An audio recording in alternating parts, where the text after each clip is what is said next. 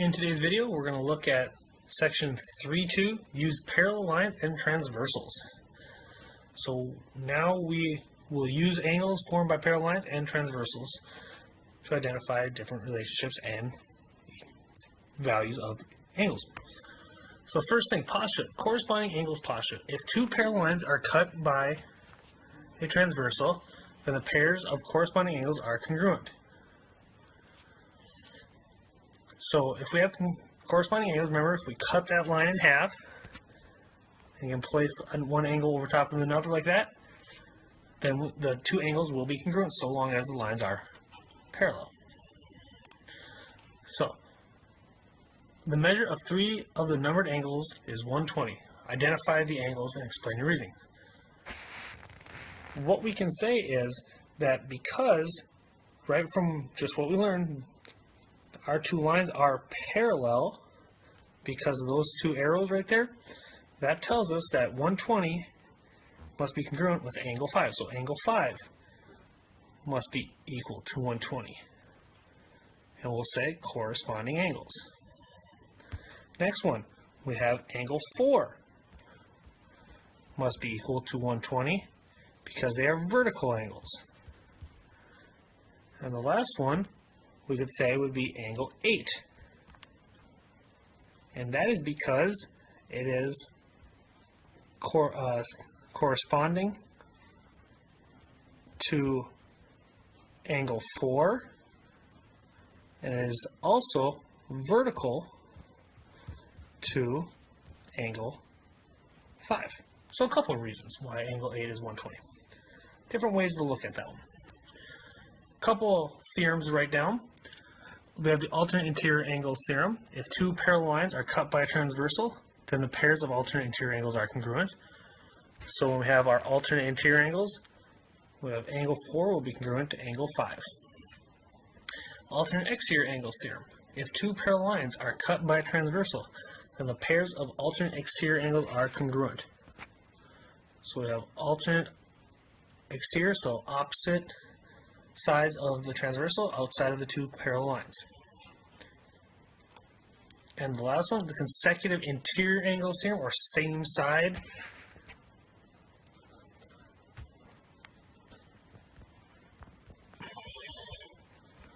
The same side interior angles theorem.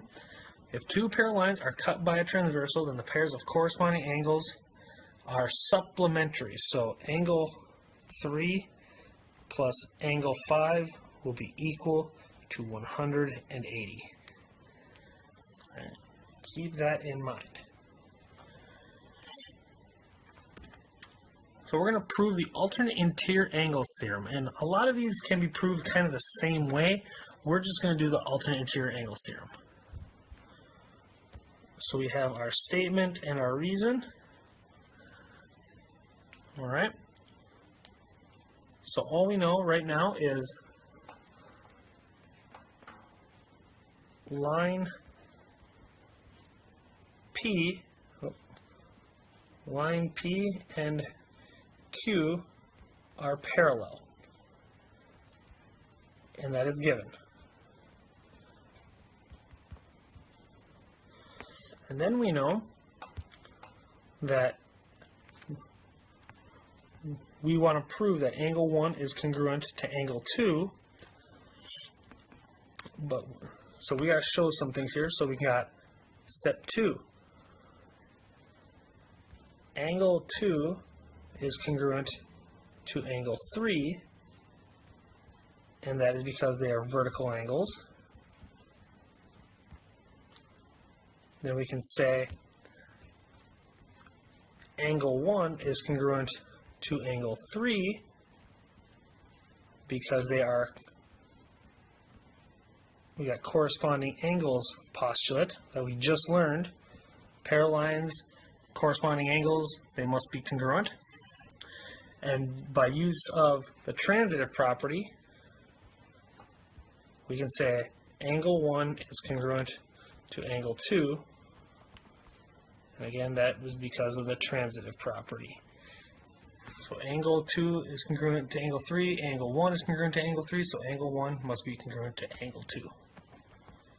So it's a transitive property. And there we go. We just proved that alternate interior angles theorem, that angle 1 and angle 2 must be congruent. So now we're going to use properties of parallel lines. So we're going to find the value of x. So we have one angle is 115. We have another angle, which is x plus 5. We want to solve for x. So because we have two intersecting lines here, we have vertical angles. That means angle 4 must also equal 115. And because angle 4 equals 115, now we have same side interior angles. That tells me that those two angles together must equal 180. So I have x plus 5 plus 115, and that will equal 180. So we get x plus 20, or 120, combined like terms, is equal to 180. Subtract 120 from both sides. So we have x is equal to 60. So x is equal to 60. And there we go.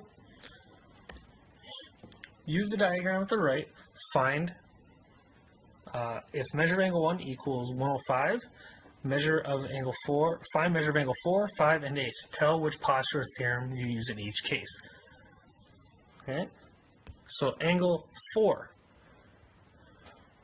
Let's move this up a little bit. Angle 4. So if angle 1 equals 105, that means angle 4 would have to be 105 because vert angles. They are vertical angles. Next one, measure of angle 5 would have to equal 105. They are corresponding angles. And the last one, measure of angle 8,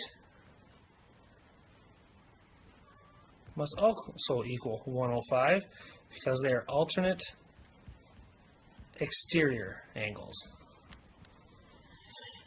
Alright, so there we go.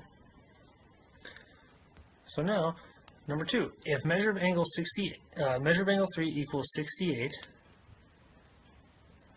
and measure of angle 8 equals 2x plus 4, what is the value of x? Okay. So we don't really have anything for here, but we have corresponding angles, so we can actually use that and say 2x plus 4 is also can be there because of corresponding angles, and then also 68 can go here for angle 7 due to corresponding angles. So that means those are same size interior angles, so that means they're corresponding.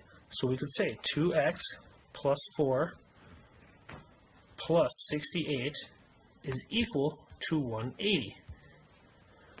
So 2x plus 72 is equal to 180.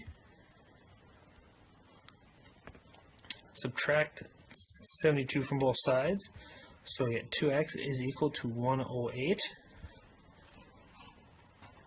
Divide each side by 2, so x is equal to 54.